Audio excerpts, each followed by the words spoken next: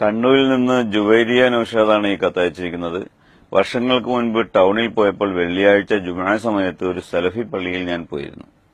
ളുഹർ നിസ്കരിക്കാനാണ് പോയത്. പക്ഷേ അവിടെ ജുമുഅ നിസ്കാരം നടക്കുമ്പോൾ ഞാനും ജുമുഅ നിസ്കരിച്ചു.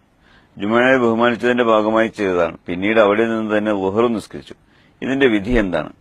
സ്ത്രീകൾക്ക് ജുമുഅ നിസ്കാരം നിർബന്ധമില്ല.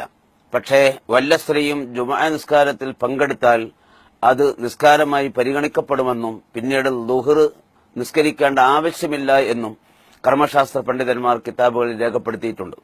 അപ്പോൾ നിസ്കാരം ഖളാ ആകാതെ അതിൻ്റെതായ സമയത്ത് നിർവഹിക്കൽ ഏതൊരു മുസ്ലിമിനും നിർബന്ധമാണ്.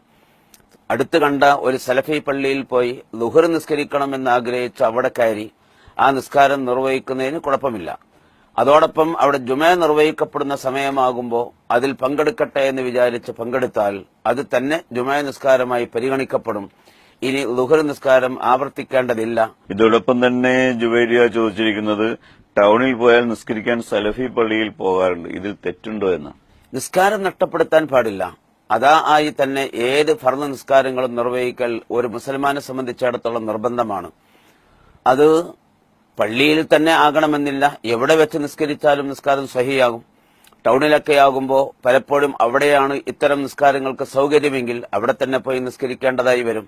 അതിന് യാതൊരു കുഴപ്പവുമില്ല.